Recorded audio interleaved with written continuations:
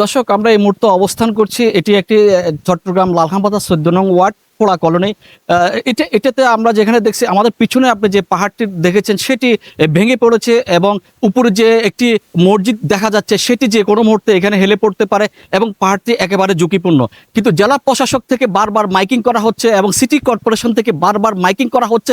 Miking করেও যেন সাধারণ মানুষকে যারা ঝুঁকিপূর্ণ পাদদেশে, পাহাড়ের পাদদেশে রয়েছেন, তাদেরকে কোনোভাবেই সরানো যাচ্ছে না। যতইভাবে তাদেরকে বোঝানো হোক, বলা হোক স্কুলে এবং নিরাপদ স্থানে যাওয়ার জন্য, তাদেরকে কোনোভাবে যেন নিয়ে যেতে পারছে না সিটি কর্পোরেশন এবং জেলা প্রশাসক। সেখানে সরে আসেন। আমাদের পাশে আরবান ডিসপেন্সারিকে আমরা আশ্রয় কেন্দ্র ঘোষণা করেছি। এর বাইরে আমাদের 10টা স্কুলকে আমরা আশ্রয় কেন্দ্র ঘোষণা করেছি, যেগুলো পাহাড়তলিতে কিছু আছে, লালখান বাজারে আছে এবং সেখানে বাগমুড়িরামে কিছু আছে। প্রায় 10টা স্কুল এখানে আশ্রয় কেন্দ্র হিসাবে আছে। সেখানে খাবার দাবারের ব্যবস্থা আছে, থাকার ব্যবস্থা আছে।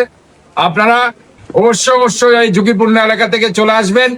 অন্যথায় এখানে পুলিশ বাহিনী, অন্য যারা এনফোর্সমেন্ট এজেন্সি আছে, তারা আপনাদেরকে জোর করে নিয়ে যেতে বাধ্য হবে। এবং পুলিশ প্রশাসন যারা কাজ করছেন তারা ঝুঁকির মধ্যে বসবাস করছেন।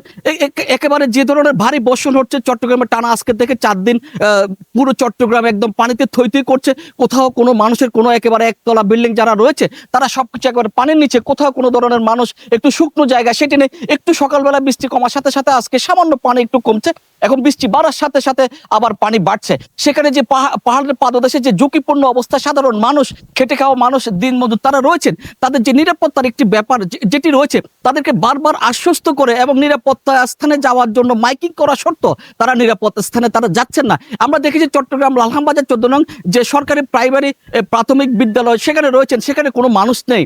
আশ্রয় কেন্দ্রটি একেবারে শ্মশান নিরাপত্তা, খালি পড়ে আছেন। কিন্তু আমরা পোড়া কলোনি যে স্কুলটি রয়েছে আশ্রয় কেন্দ্র, সেখানে মাত্র 3 জন মানুষ অবস্থান করছেন, কিন্তু পুরো মানুষগুলি এখানে ঝুঁকিপূর্ণ অবস্থা রয়েছে। নিরাপদ যাচ্ছে না। এখানে মনে করেন যেমন অনেক বছর হয়ে গেছে, পাটাতে এখানে ছিল, তখন আমাদের এমন কোনো ইয়া হয় নাই। তো এখন যে এই বেলগা যে এইভাবে পড়বে সেটা তো আমরা জানিও না।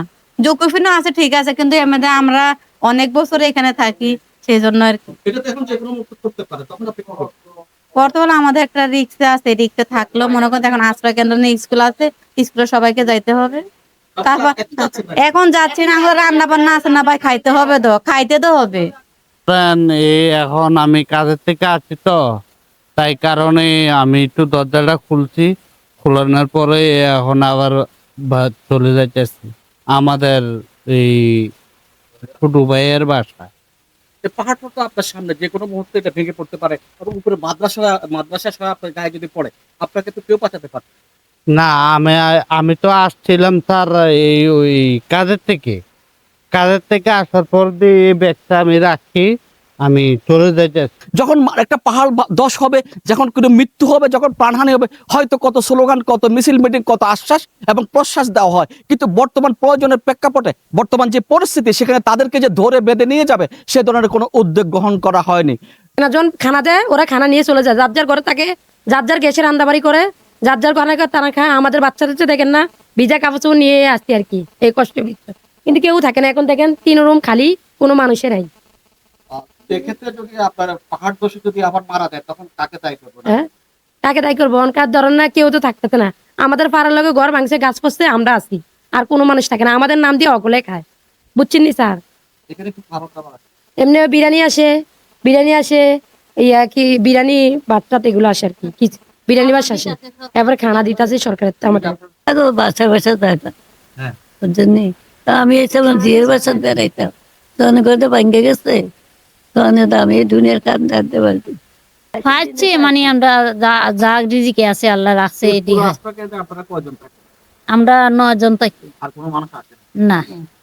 তাহলে বলে মানে ফ্যামিলিরা যারা খাওয়াননি তারা চলে যায় যার যার বাসে। যারা মানে কিতা আছে যেন পাহাড়ের এলাকা, এরা সবাই যার যার জায়গা, আর আমরা এখানে থাকি।